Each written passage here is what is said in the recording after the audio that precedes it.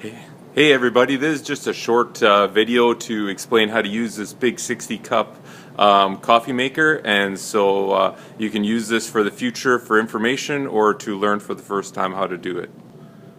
The first thing you need to do is get the key for the furnace room to go unlock the furnace room. You unlock the mechanical room, which is by the adult Sunday school area.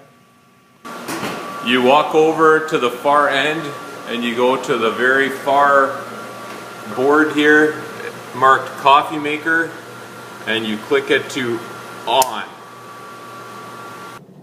You will have to turn on the coffee maker at least 50 minutes ahead of time for it to be warm enough to use in the morning, so you can either do it the night before or come early that morning to do it. There is a temperature gauge here. Once it goes to the top where it says brew, that means you are ready to go. Filters for it are right below, and those are the big filters. You put the filter in the top, put your grinds in, put your tap over it, make sure it says full. There's a half brew, which doesn't really work very good in a full brew. Make sure it's clicked over to the full brew. This is turned on, and then you hit commence, and it will pour the appropriate amount of water in there and start the brew, and then it fills up over here. It takes about 5 minutes for it to brew the coffee, and then you can just toggle it out, and then that gives you 60 cups worth, about 5 pots of coffee. If you're making tea, you can then use this hot water that it prepares for you as well, and that's a separate hot water tank in here, so you don't have to worry about it affecting your coffee at all. When grinding your coffee, we now weigh it, and so we do it by grams. There's a sheet that will be with the scale, and this is all at the coffee counter in the link, but on this scale you turn it on, and then we work it in grams. So there's a button here marked with a circle around it. Not sure if I can video it there. And you click that, and now you got grams to work with. You put your container on after, and it's 530 grams with the container. So you take your what has been ground, you pour it in, you keep adding until that says 530 grams. Once you have that complete, you pour it into the filter and do the whole thing I just showed you. If there is a need to make coffee individually, we are now weighing that as well, and that is 120 grams including the cup. So if there's ever a number on here, you just hit tare, and that zeroes out whatever it is at. And you put that on, and then you fill it until it says 120 grams. So let's say this was what you're pouring in. So we're at 93. We need to do a little more until we have the right amount.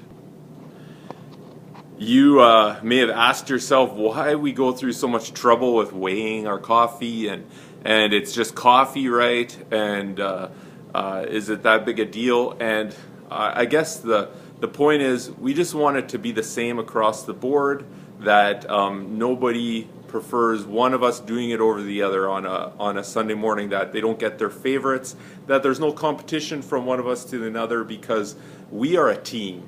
And I guess that's really the whole point of this, is we've been given this awesome privilege to fellowship and care for others Sunday mornings just with a simple cup of coffee.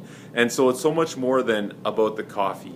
It's our ministry of fellowship that we get to be a part of, and so that is really what we want to focus on Sunday mornings, is beyond the coffee. The coffee is just an avenue for caring for people. And so to meet with them, to engage with them, to allow the Holy Spirit to even show you who you should go and talk to, who needs your attention that morning.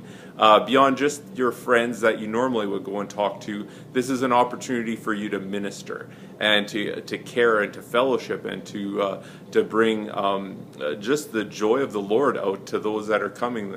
Because a lot of people come to church in the morning and they've been through a lot of stuff, and they put on a smile, but they need you to just bring some encouragement to them.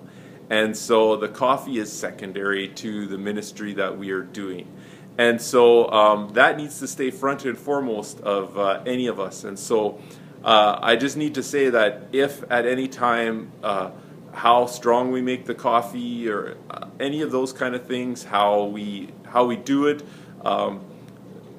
if that becomes an issue for you, then maybe it's not the ministry for you to be a part of, because it's a fellowship ministry.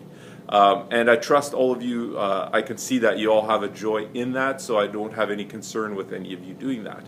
But just for something to keep us in mind, that the enemy likes to divide and create disunity, and we're not going to allow that. We are excited about this ministry of fellowship and keeping our eyes fixed on that.